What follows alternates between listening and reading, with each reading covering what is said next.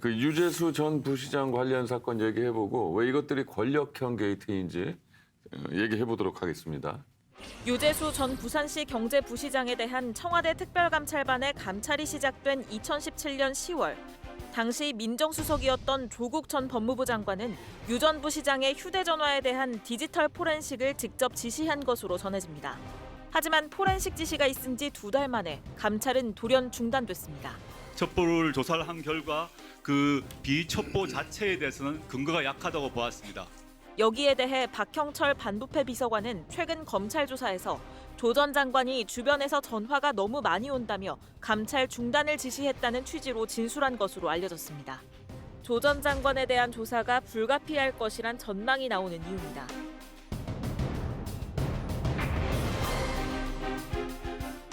유재수 전 경제부시장 관련해서는 뭐 금품 향응을 제공받은 하는 액수는 좀 적었고 그리고 개인 사적인 문제가 좀 있었는데 이 정도 사안이라면 보임해직 뭐 이런 정도로 하는 게 좋겠다 하고 감찰을 하다 그 정도 결론을 낸 거예요. 근데 그것이 빌미가 됐는지 단서가 됐는지 검찰이 수사를 해보니까 청와대에서 감찰할 때 파악한 내용보다는 훨씬 깊은 중대한 범죄가 발생했기 때문에 수사 과정을 통해서 이제 구속까지 된 이런 상황인 거죠. 그러니까 감찰을 왜 제대로 못했냐라는 것은 야당에서 주장할 수 있다고 생각해요. 근데 수사권이 없는 수사 기법을 발휘할 수 없는 청와대 감찰 기능에서 검찰이 수사한 내용대로 왜 감찰하지 못했냐, 왜 알아내지 못했냐라고 주장하는 것은 좀 무리하다 이렇게 보여요. 유재수 건은 이번에 입증된 게 이너서클이다. 대통령에. 대통령과 대통령한테 영향을 줄 수 있는 측근 그룹 이너서클이에요. 그 사람들 모임인 겁니다. 그게 이제 입증된 게 단톡방입니다. 우리 정청래 의원은 빠진. 네네. 이게 더 단톡방이 거기 그거 빠져 있어? 빠져 있어요. 뭐 지금 현재 청와대에서 이 정부나 공공기관, 공기업의 인사 얘기할 때 그렇죠. 그 단톡방. 논의하는 그룹에서 그러니까 정청래 의원은 빠져 있어. 인사를 이게 왜인데요? 저는 순수 결백 무혐의입니다. 아마 김영천이 네, 네. 어느 MB 정부 때 아마 이너서클에 있었을 거고. 그렇겠죠. 저는 그분이었어요? 핵심 멤버였을 이게 거예요. 네. 이번에 밝힌 인사 단톡방인데 어. 권력이 다른 게 아니에요. 인사를 그렇죠. 결정하는 사람이에요. 그렇죠. 뭐 간접적으로도 하고 직접적으로도 하고 어느 줄을 잡으면 잘 통하냐. 이걸 경험해 본 사람들은 알아요. 그러면 이 누가 있었냐?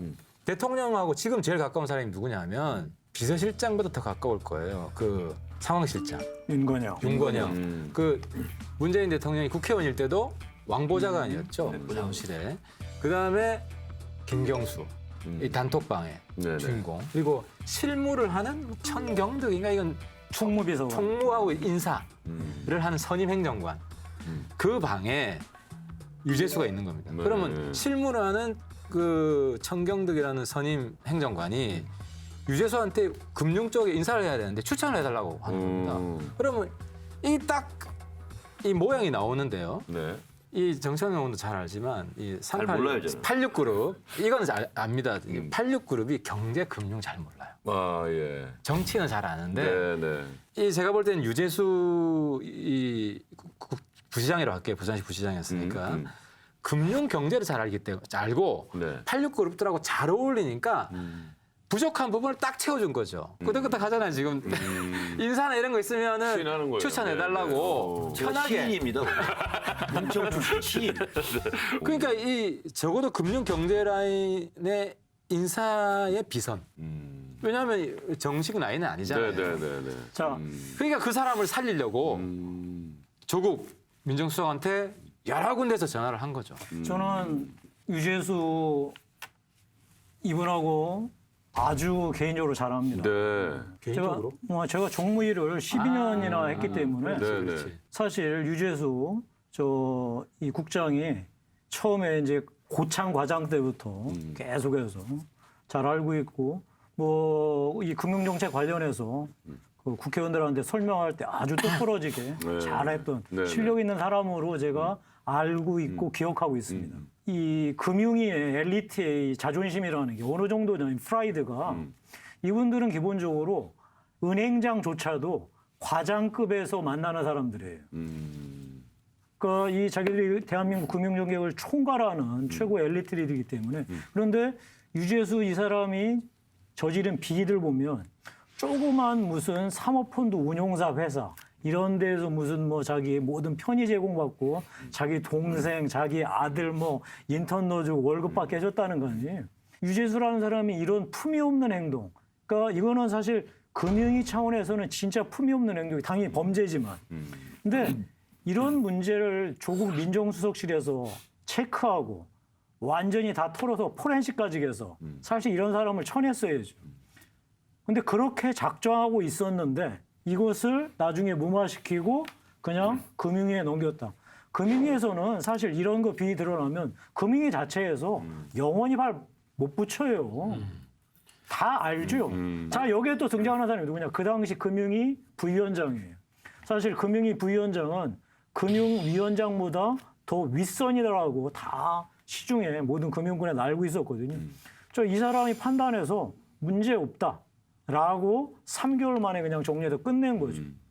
그런 다음에 어디로 갔죠? 국회 전문위원으로 가요.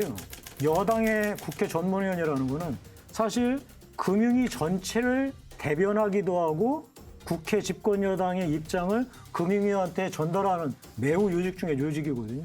이런 자리로 그냥 간다? 어림도 없는 소리죠.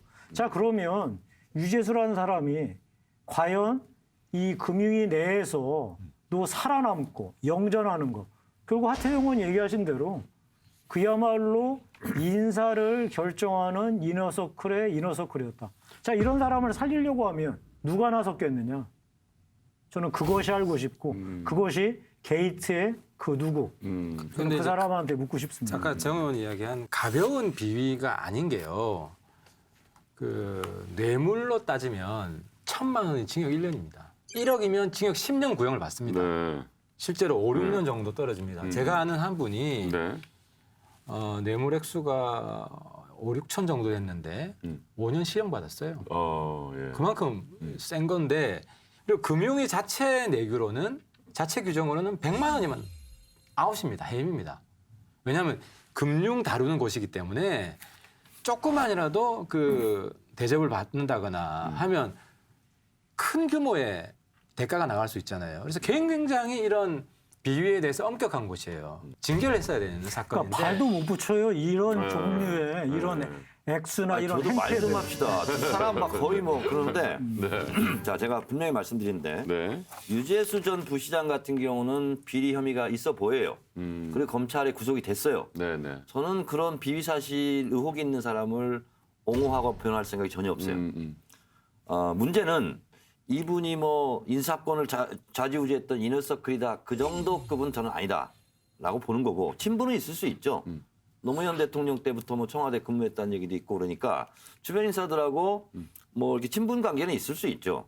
근데 이 인사는 무슨 뭐 국정상황실장이 대통령하고 친하기 때문에 그 사람 입김을 하고 막 그런 게 아니고 인사수석실에서 검증을 다 하고 그리고 수석들이 앉아가지고 다 자료 검토하고 그렇게 정상적인 과정을 거쳐서 그게 이제 결재가 나고 이렇게 하는 건데 뭐 단톡방에서 뭐 누구 구해줘라 누구 해라 그렇게 해서 하는 것은 지금 무슨 문재인 정부가 아마추어 정권도 아니고 그렇게 주장을 하면 재미는 있을 수 있으나 사실은 아니다라고 저는 주장을 하는 바이고 또 하나는 이제 핵심적으로 지금 주장하는 게 그거 아니겠습니까? 유재수 부시장 사건에서는 이 사람의 비위를 사실을 다 알고 있는데 권력 핵심부 내지는 권력 핵심부와 친하니까 그것 때문에 이 사람을 봐준 거 아니냐 네네. 이런 의혹이지 않겠어요. 그렇죠. 그 누군가가. 네. 그렇죠. 그래요. 그것을 알고 싶은 거예요. 그리고 그 누가 그런 힘을 써가지고 이 정도의 비위 사실을 조국 수석이 나와가지고 별거 아닌 그냥 개인 품위 문제다라고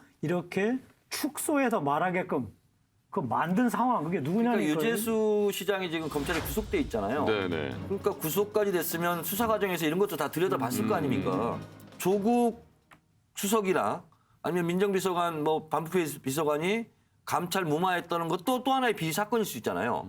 그 부분 같은 경우는 유재수 시장 수사하면서는 얘기되지 않았고 이제 조국 전 민정수석을 잡으려고 다시 수사를 시작하는 마치 별건 수사와 같은 그런 양상으로 전개되는 것처럼 보여요. 아니 근데 이제 이 권력형 게이트라는 걸 인정하는 듯하면서 또 인정하지 않네. 그러니까 핵심은 이제 범죄자로 잡아 넣어야 되는데 유재수 부시장을 이거를 풀어줬다는 거 아니에요. 풀어준 것이고 풀어준 형식적인 주체는 조국 수석이잖아요. 조국 수석이 처음에 감찰하라 해놓고 자기가 네, 뒤집었는데 네, 네. 그럼 이걸 그 위에 이제 이 배우가 누군지 이게 핵심인데 적어도 배우 중에 그러니까 여러 통 지금 조국 수석 본인 입으로 이야기한 본인 입으로 이야기했다고 박형절 비서관이 네, 들었다는 네, 게 네, 네. 여러 통의 전화를 받았다. 받았다고. 그럼 그 전화했을 가능성이 높은 사람은 유재수 단톡방에 있는 핵심 실세들이에요. 아까 김경수, 윤건영 대통령하고 굉장히 가까운 사람들이에요. 정청래 의원은 알면서도 얘기 안 하는 게 있는데 아까 이야기한 형식적인 인사 절차는 저도 동의하죠. 그게 맞죠. 근데 문제는 그 평가 대상에 올라가느냐 안 올라가느냐 이거 아니에요. 네, 네. 인사 리스트에 올라가느냐 네, 안 올라가느냐. 네. 인사라는 건요. 일단 권력이기 때문에 믿는 사람이어야 됩니다.